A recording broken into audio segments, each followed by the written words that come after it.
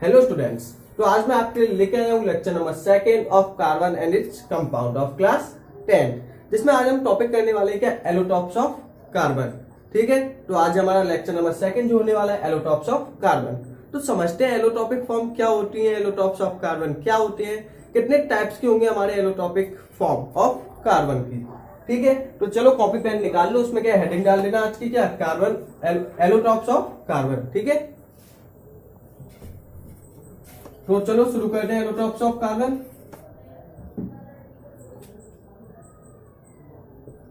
एलोटॉप्स of carbon, तो पहले हम समझेंगे कि एलोटॉप्स ऑफ कार्बन होते क्या है। ठीक है, एलोटॉप्स क्या होती हैं, एलोटॉप्स क्या होंगी, देखो, डिफरेंट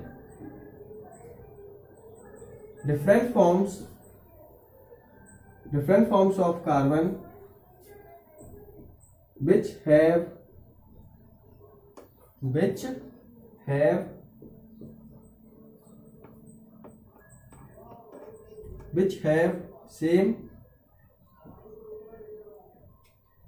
different physical appearance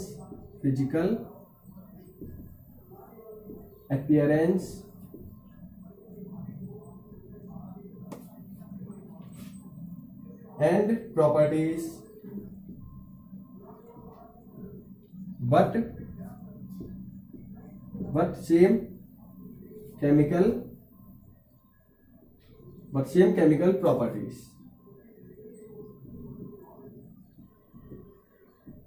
ठीक है, देखो, तो एलोटॉप्स ऑफ कार्बन क्या होंगे, कार्बन की ऐसी फॉर्म, ठीक है, कार्बन के ऐसे सब्सटेंस जो कार्बन से मिलके बने हैं। पहली चीज, कार्बन की ऐसी फॉर्म या फिर कार्बन के ऐसे अलग अलग सब्सटेंस जो ओनली किससे मिलके बने हैं, कार्बन से। Which have different physical appearance, जो देखने में कैसे हैं, बिल्कुल अलग अलग। एंड फिजिकल प्रॉपर्टीज, उनकी जो फिजिकल प्रॉपर्टीज है, जैसे बॉइलिंग पॉइंट हो गया, मेल्टिंग पॉइंट हो गया, ये सब कैसी है, उनकी बिल्कुल अलग अलग। लेकिन उनकी जो केमिकल प्रॉपर्टीज है, केमिकल प्रॉपर्टीज का मतलब क्या हुआ, जब हम उन्हें जलाएंगे तो लास्ट में क्या मिलेगा, यदि हम उन्हें वाटर के साथ रिएक्शन करेंगे तो क्या मिलेगा, तो उनकी जो केमिकल प्रॉपर्टीज है वो कैसी है, सेम।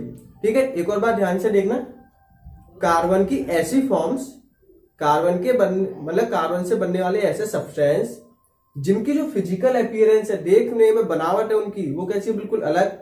उनकी फिजिकल प्रॉपर्टीज कैसी है, अलग, लेकिन उनकी जो केमिकल प्रॉपर्टीज है वो कैसी है, सेम।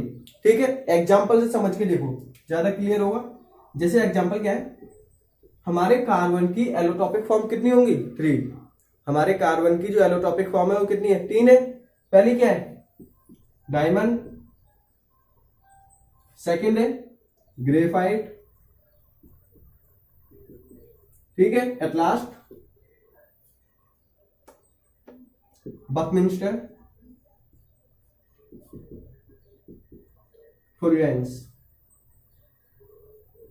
ठीक है, तो कार्बन की कितनी फॉर्म होती है, कार्बन की कितनी एलोट्रोपिक फॉर्म है। एलोट्रोप्स का मतलब क्या होता है, ऐसे सब्सटेंस जो ओनली एक ही एलिमेंट से मिलकर बने हैं। एलोट्रोप्स का मतलब समझो पहले, एलोट्रोप्स क्या होंगे, ऐसे सब्सटेंस जो ओनली एक ही मटेरियल से बने, एक ही एलिमेंट से मिलकर बने हैं, लेकिन उनकी जो फिजिकल प्रॉपर्टीज है वो अलग अलग है और केमिकल प्रॉपर्टीज सेम है। ठीक है, ऐसे सब्सटेंस को हम क्या बोलते हैं, एलोट्रोप्स। एलोट्रोप्स ऑफ कार्बन क्या होगा, different forms of carbon, carbon की अलग अलग फॉर्म जिनकी फिजिकल प्रॉपर्टीज है कैसी, मतलब जिनकी फिजिकल प्रॉपर्टीज है डिफरेंट एंड केमिकल प्रॉपर्टीज है सेम, तो ऐसी फॉर्म को क्या बोलेंगे, कार्बन की एलोटॉप्स।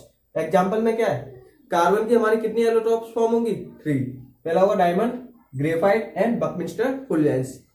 अब देखो, डायमंड, ग्रेफाइट, बकमिंस्टर तीनों किससे मिलकर बने, कार्बन से।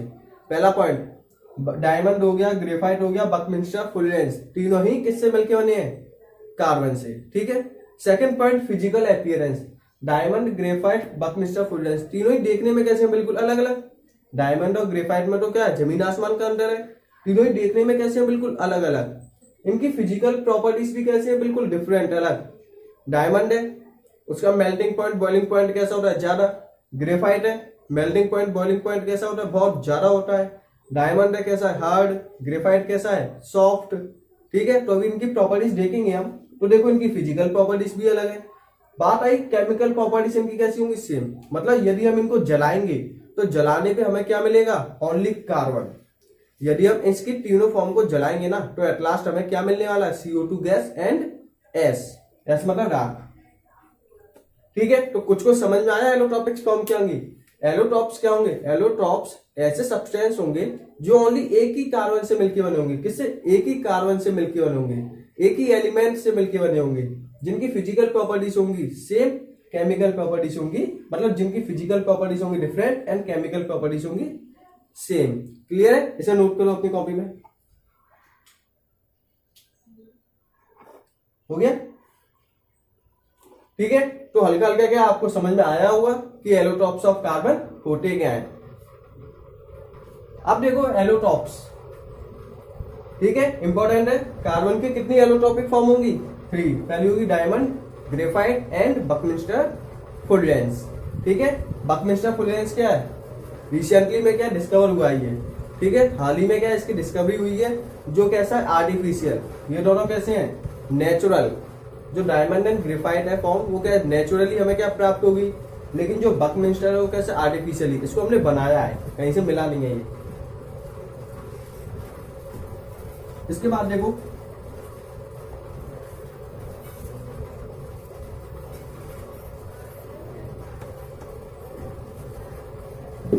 ठीक है, तो आपको ये तो समझ में आ ही गया कि एलोट्रॉप्स होंगे क्या। एलोट्रॉप्स क्या होने वाले हैं, एक और बार मैं आपके सामने रिपीट कर देता हूं। एलोट्रॉप्स ऐसी फॉर्म होती हैं जो एक ही एलिमेंट से मिलकर बनी होंगी। ऑक्सीजन देखो, एक और एग्जांपल देख लो, एलोट्रॉप्स ऑफ ऑक्सीजन, एलोट्रॉप्स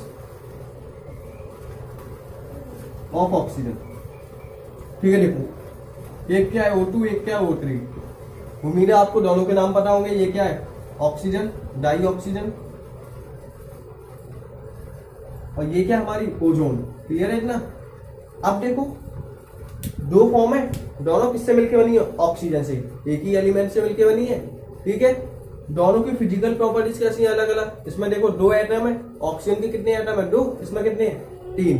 लेकिन इनकी केमिकल प्रॉपर्टीज कैसी होंगी, सेम। यदि हम इनकी रिएक्शन करेंगे किसी के साथ तो क्या होगा, रिएक्शन उनकी कैसी होंगी, सेम होंगी। ठीक है, तो आपको कुछ कुछ तो क्लियर हो गया होगा।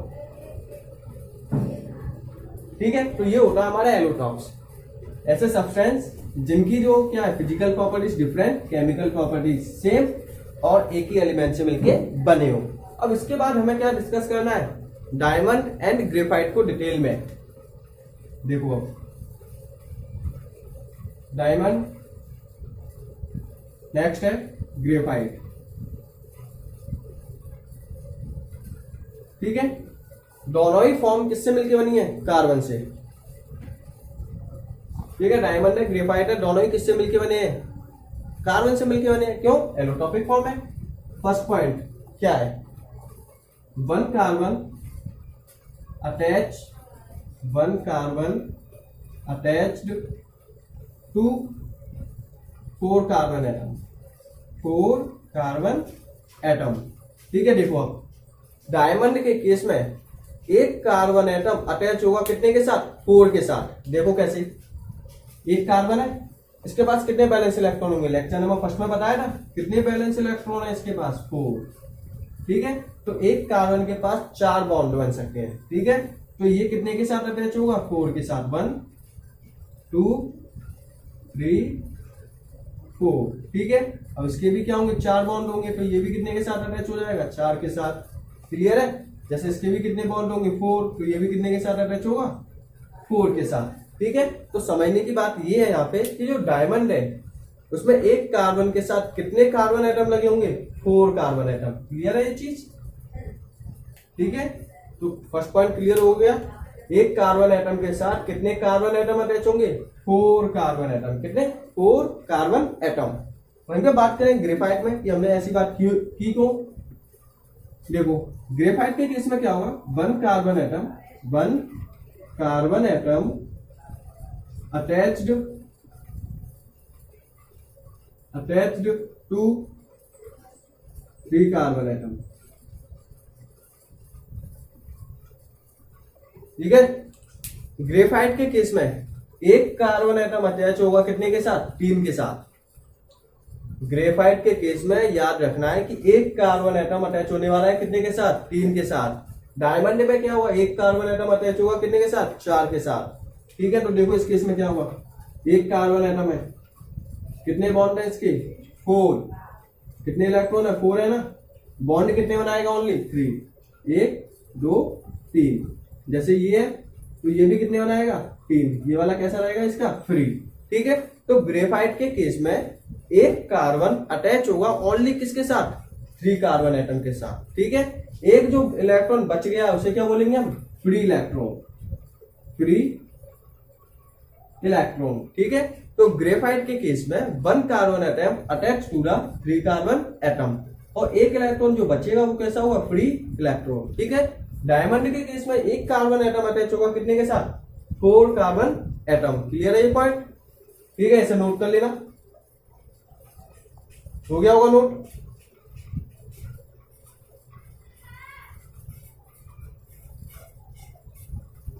अब देखो सामने आपको इमेज दिख रही होगी डायमंड के स्ट्रक्चर की और ग्रेफाइट के स्ट्रक्चर की। देखो इसे थोड़ा सा ध्यान से, और इसमें क्या दिख रहा होगा आपका, डायमंड के केस में एक कार्बन एटम अटैच होगा कितने के साथ, 4 के साथ, और ग्रेफाइट के केस में क्या होगा, एक कार्बन एटम अटैच होगा 3 के साथ। ध्यान से देखो, देख लिया। अब देखो नेक्स्ट आगे सेकंड पॉइंट, डायमंड हैज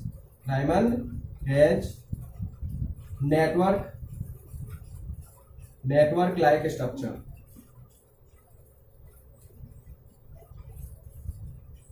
ठीक है, डायमंड का जो स्ट्रक्चर है वो कैसा होता है, नेटवर्क लाइक स्ट्रक्चर। कैसा होगा, network like structure. Network like structure कैसे, मतलब जैसे एक कार्बन है, इसके साथ कितने कार्बन अटैच होंगे, 4 कार्बन एटम, ये तो है। ठीक है, नीचे भी कितने होंगे, 1 2 3, इसके साथ भी कितने अटैच हो गए, 4, 1 2 3 4, इसके साथ भी कितने होंगे, 4। तो देखो ये क्या नेटवर्क जैसा नहीं बन गया, बिल्कुल नेटवर्क। ठीक है, जैसे कि अभी तुमने थोड़ी देर पहले क्या डायमंड का स्ट्रक्चर देखा था, उसमें डायमंड का स्ट्रक्चर दिखा था वो कैसा था, नेटवर्क जैसा दिखा था। ठीक है, जैसे नेटवर्क बनना हो, कंप्यूटर की आपकी कॉपी में देखा होगा नेटवर्क स्ट्रक्चर, तो डायमंड का जो स्ट्रक्चर है वो कैसा होता है, नेटवर्क लाइक स्ट्रक्चर। अब वहीं पे बात करें किसकी, ग्रेफाइट की। तो ग्रेफाइट में क्या होगा, ग्रेफाइट हैज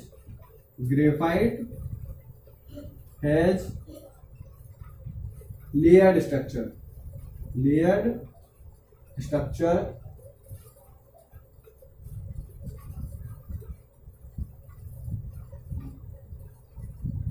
ठीक है, ग्रेफाइट का जो स्ट्रक्चर है वो कैसा होगा, लेयर वाला। एक लेयर बन गई, उसके नीचे दूसरी लेयर बनेगी, उसके नीचे थर्ड लेयर बनेगी, और जो लेयर बनेगी वो किसकी बनेगी, हेक्सागोनल की। ठीक है, लेयर्ड स्ट्रक्चर ऑफ हेक्सागोनल, किसकी लेयर्ड होगी, हेक्सागोनल की। ठीक है, तो डायमंड का जो स्ट्रक्चर है वो कैसा होगा, लेयर, मतलब डायमंड का स्ट्रक्चर होगा किसका, नेटवर्क लाइक स्ट्रक्चर, और जो हमारा ग्रेफाइट का स्ट्रक्चर है वो कैसा होगा, लेयर बन रही होगी। लेयर किसकी बन रही होगी, हेक्सागोनल की। ठीक है, जैसे पहली लेयर बन गई, उसके नीचे सेकंड लेयर, उसके नीचे थर्ड लेयर। ठीक है, जैसे आपको सामने डायग्राम दिख भी रहा होगा। ठीक है, तो ग्रेफाइट के केस में आपको क्या दिख रहा है कि लेयर बन रही है, और डायमंड के केस में क्या दिखेगा आपको, नेटवर्क बनना है। क्लियर है, तो आपको ये दोनों पॉइंट क्लियर होंगे। ठीक है, उसके बाद देखो नेक्स्ट आगे थर्ड है। थर्ड पॉइंट में क्या होगा, diamond has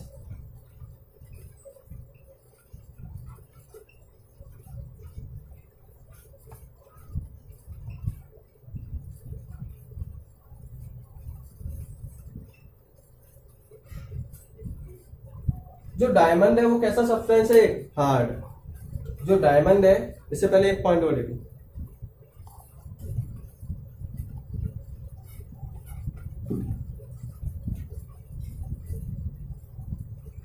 diamond has strong force of attraction. Strong force of attraction. ठीक है, जो डायमंड है उसमें जो फोर्स ऑफ अट्रैक्शन होगा वो कैसा होगा, स्ट्रॉन्ग होगा। कार्बन कार्बन के बीच में जो बॉन्ड बनने हैं वो कैसे बनने होंगे, स्ट्रॉन्ग बनने होंगे। ठीक है, यहीं पे ग्रेफाइट में देखें तो graphite has week force of attraction, week force of attraction. ठीक है, तो ग्रेफाइट में क्या होगा, जो फोर्स ऑफ अट्रैक्शन होगा वो कैसा होगा, वीक होगा। डायमंड में फोर्स ऑफ अट्रैक्शन स्ट्रांग होगा, ग्रेफाइट में फोर्स ऑफ अट्रैक्शन कैसा होगा, वीक होगा। क्यों, एक लेयर बन गई, दूसरी लेयर बन गई, और लेयर लेयर के बीच में क्या होगी, बॉन्डिंग होगी, और जो लेयर लेयर के बीच में बॉन्डिंग होगी वो कैसी होंगी, वीक होंगी। ठीक है, इसकी वजह से क्या होगा, एक लेयर आसानी से रिमूव हो जाएगी, एक लेयर क्या होगी, आसानी से रिमूव हो जाएगी। ठीक है, तो लेयर के बीच में जो बॉन्डिंग होगी, जो फोर्स होगी वो कैसे होगी, वीक अट्रैक्शन। ठीक है, वीक फोर्स ऑफ अट्रैक्शन। तो ग्रेफाइट के स्ट्रक्चर में लेयर के बीच में जो फोर्स होगी वो कैसी होगी, वीक।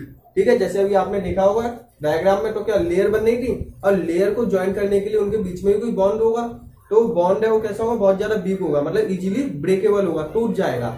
इसी की वजह से एक एग्जांपल देखो आप, पेंसिल है। ठीक है, पेंसिल किससे बनी होती है, उसकी लीड है वो किससे बनी होती है, ग्रेफाइट से बनी होती है, ये तो सब जानते हैं ना। जो पेंसिल है वो किससे मिलकर बनी है, ग्रेफाइट। जब हम लिखते हैं, ग्रेफाइट से हमने कुछ लिखा तो क्या हुआ, ग्रेफाइट की जो पहली लेयर है वो रिमूव होकर कहां पे आ गई, कॉपी पे। जैसे हमने दोबारा लिखा तो ग्रेफाइट की सेकंड लेयर रिमूव होकर कहां पे आ गई, कॉपी पे। तो इसका मतलब क्या है कि ग्रेफाइट की लेयर के बीच में जो फोर्स ऑफ अट्रैक्शन है वो कैसा, वीक है। उसी की वजह से जो ग्रेफाइट की लेयर है वो क्या इजीली रिमूव हो रही है, कहां से, पेंसिल से, और कहां पे आ जा रही है, कॉपी पे। इसी की वजह से हम क्या है, कोई भी चीज लिख पाते हैं, किसकी हेल्प से, पेंसिल की हेल्प से। क्यों, क्योंकि ग्रेफाइट का स्ट्रक्चर कैसा होता है, लेयर्ड स्ट्रक्चर, और लेयर्ड स्ट्रक्चर के बीच में जो बॉन्डिंग है वो कैसी होती है, वीक। क्लियर है ये पॉइंट, एक एक पॉइंट को ध्यान से देखना है। ठीक है, तो ये आपका नोट हो गया होगा, मैं इसे रख करता हूं, ये एक स्क्रीनशॉट ले लो उसका।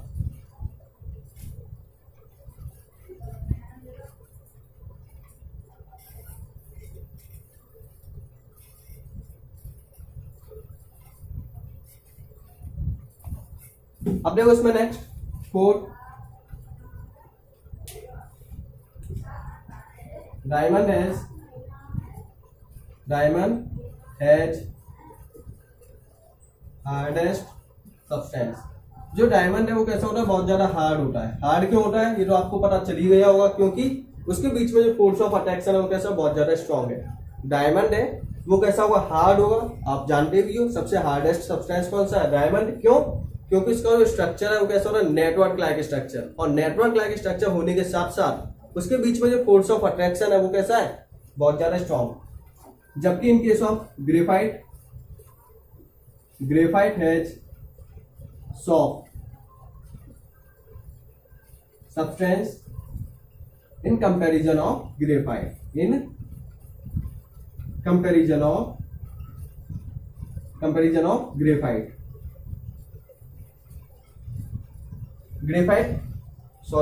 ग्रेफाइट नहीं आएगा यहाँ पे, डायमंड। ठीक है, अब देखो यहाँ पे ग्रेफाइट कैसा होगा, सॉफ्ट होगा। ग्रेफाइट है वो कैसा होता है, सॉफ्ट। किसके कंपैरिजन में, डायमंड के कंपैरिजन में। ठीक है, डायमंड के कंपैरिजन में ग्रेफाइट सॉफ्ट है और डायमंड कैसा है, हार्ड। क्यों सॉफ्ट होता है, क्योंकि उनके बीच में जो फोर्स ऑफ अट्रैक्शन है वो कैसा है, वीक है। सिंपल सा पॉइंट है। नेक्स्ट कुल बात 5 है,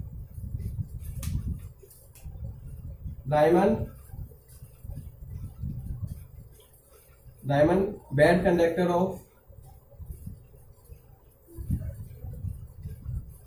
इलेक्ट्रिसिटी। ठीक है, ये क्वेश्चन बहुत पूछा जाता है, ग्रेफाइट के केस में भी, डायमंड के केस में भी। ये जो डायमंड है वो बैड कंडक्टर होता है, किसका, इलेक्ट्रिसिटी का। क्यों, और जो ग्रेफाइट है वो क्या, गुड कंडक्टर होता है, किसका, इलेक्ट्रिसिटी का। मतलब ग्रेफाइट में से इलेक्ट्रिसिटी पास हो जाएगी, डायमंड में से इलेक्ट्रिसिटी पास नहीं होगी। नेक्स्ट पॉइंट क्या है, graphite is a good conductor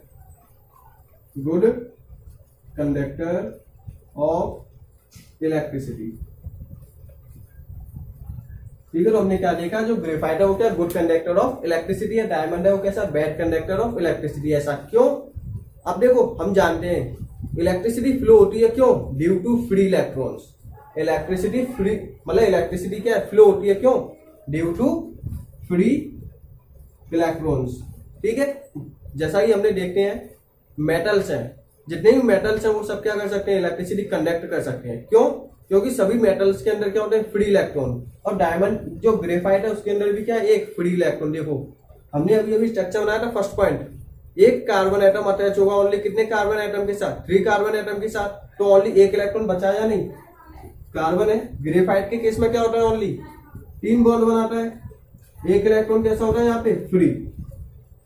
एक इलेक्ट्रॉन कैसा होता है ग्रेफाइट में, फ्री होता है, जिसकी वजह से इलेक्ट्रिसिटी कंडक्ट हो पाती है। जबकि डायमंड के केस में ऐसा नहीं होता। डायमंड के केस में क्या होगा, 4 कार्बन एटम है, चारों कार्बन एटम अटैच होंगे किसके साथ, 4 कार्बन एटम के साथ। एक कार्बन एटम अटैच होगा किसके साथ, 4 के साथ। क्या इसके पास कोई फ्री इलेक्ट्रॉन बचा है, नहीं बचा। जब इसके पास कोई फ्री इलेक्ट्रॉन नहीं है तो इलेक्ट्रिसिटी कंडक्ट होगी, नहीं होगी। इसके पास फ्री इलेक्ट्रॉन है तो इलेक्ट्रिसिटी कंडक्ट होगी। क्लियर है इतना पॉइंट? नेक्स्ट, ठीक है, तो यहां पे रीजन क्या लिखेंगे, ड्यू टू फ्री इलेक्ट्रॉन। ठीक है, इसी पॉइंट पे क्वेश्चन बनता है, इसी पॉइंट पे कि ग्रेफाइट है वो इलेक्ट्रिसिटी कंडक्ट क्यों करता है, क्यों, ड्यू टू फ्री इलेक्ट्रॉन। एक क्वेश्चन और बनता है यहां से, वो अगले पॉइंट पे आएगा। ये नोट हो गया, चलो रफ करके।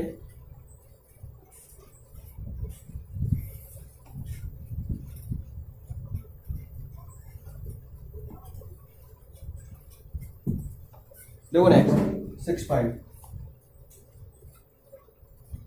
6 पॉइंट क्या है,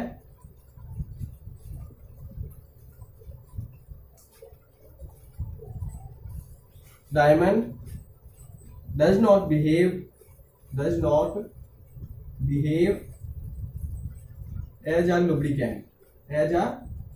lubricant, lubricant का मतलब क्या होता है, ऑयल का भी। ठीक है, lubricant का मतलब क्या है, ऑयली जैसा, इस तरीके का ऑयली सब्सटेंस।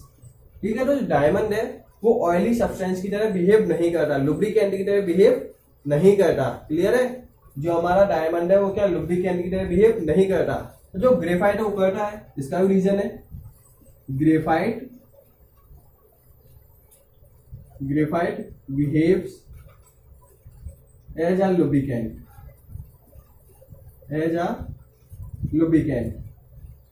ठीक है। क्यों ग्रेफाइट है वो लुब्रिकेंट की तरह बिहेव क्यों कर रहा है, ड्यू टू लेयर स्ट्रक्चर,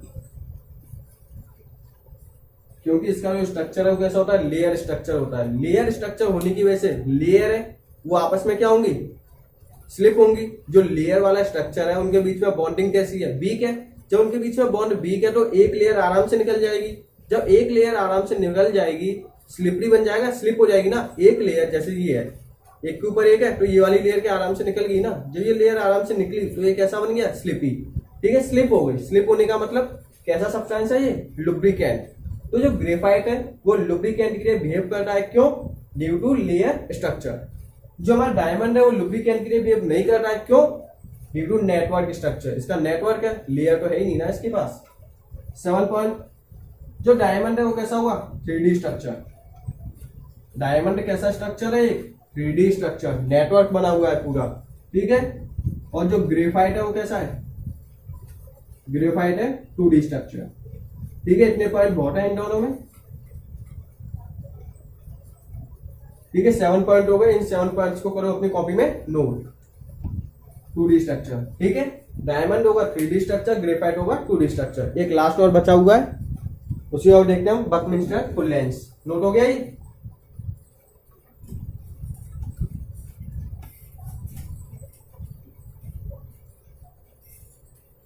अब देखो बकमिंस्टर फुल लेंस को हमें ज्यादा नहीं पढ़ना, बस मेन पॉइंट पढ़ने हैं, तो 2-3 मिनट में इसे फिनिश करते हैं। बकमिंस्टर